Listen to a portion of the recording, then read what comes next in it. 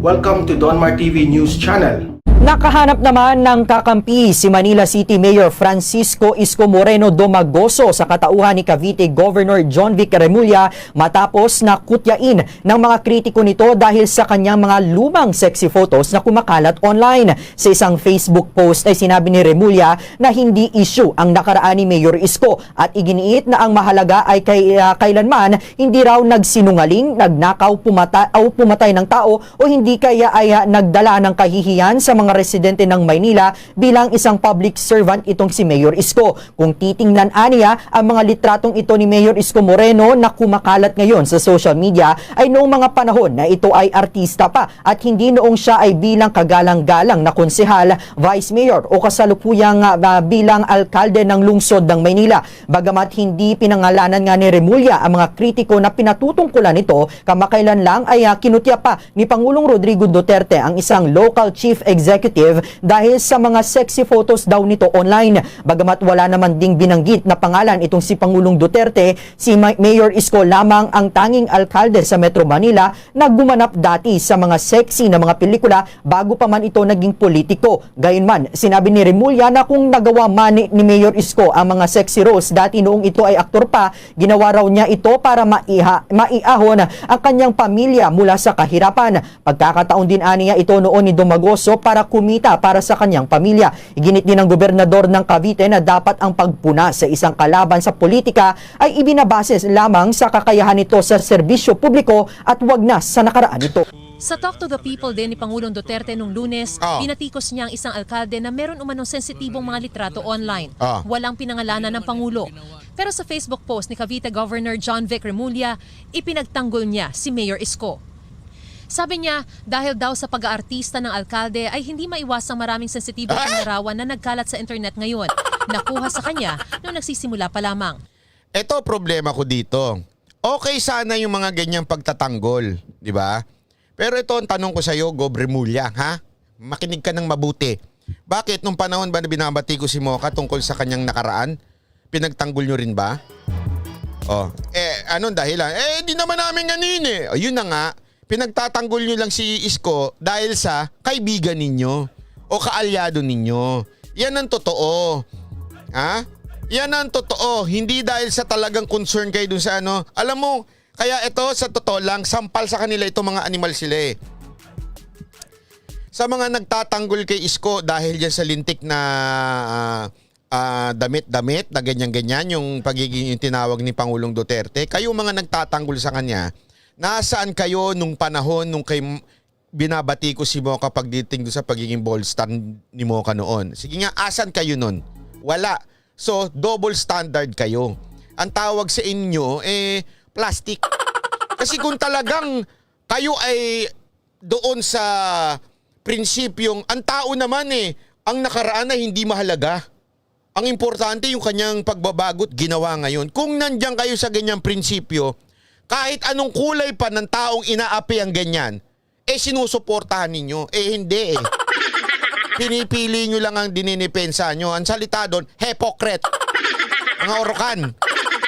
Mamaya naman, magsabi naman ng orokan. Mga plastic, ang dami niya sa paligid natin ngayon.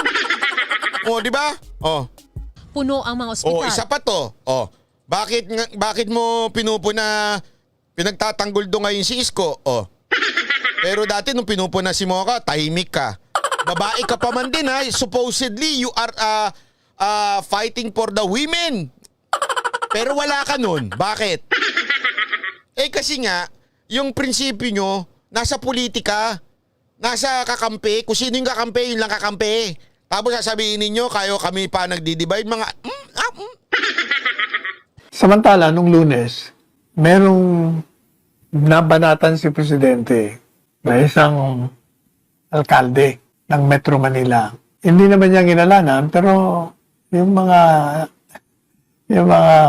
matatalas, alam na nila kung sinong tinutukoy. Kasi, sangayon sa kanya, itong syudad na ito, na hawak ng mayor na yan, maraming beses na, pagdating sa pagbibigay ng cash, ayuda, talaga namang palaging may nagkakaproblema.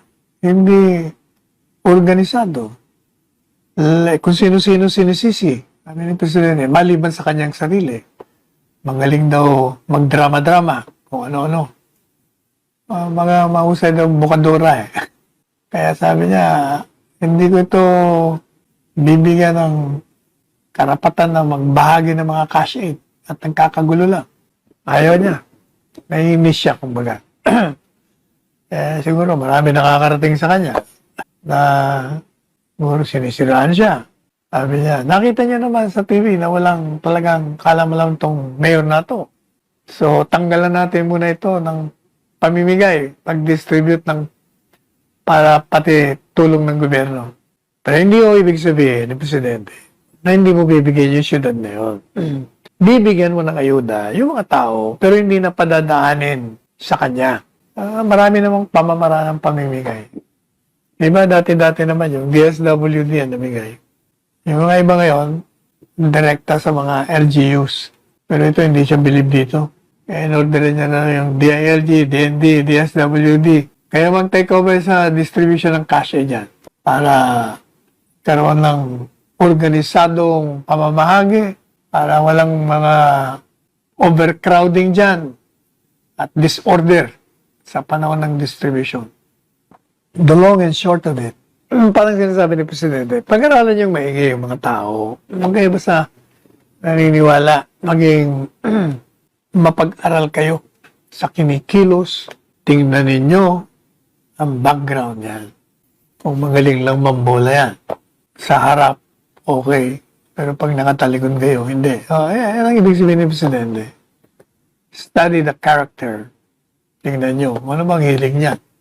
Kayo naman matatalino. Alam nyo na, ibig sabihin ni Presidente, I don't have to elaborate. Palaging titingnan ang record ng bawat isa. Yan naman ang kagandahan dito sa Presidente ito. Wala ka mapula dito.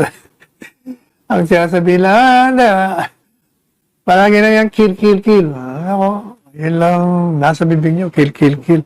Ang ibig sabihin niya ng kill, kill, kill. Pakukulong kayo. Yun ang ibig niya sabihin ng kill. He will kill your movements. Mawawalan kayo ng kalayaan dahil didemanda kayo. Pag na-demanda na kundi kayo, o di, you're killed. Doon kayo sa kulungan, nandun na lang kayo. Movements mo, killed. Yun. Ginagawa niyo naman literal eh. Sabi ko nga minsan kay Presidente, Mr. President, sabi mo, mamamatay tao ka daw. Ano naman napatay mo? Ano na tatlo? Tatlo self-defense pa. Maria Joseph naman hindi naman, kala ko naman talagang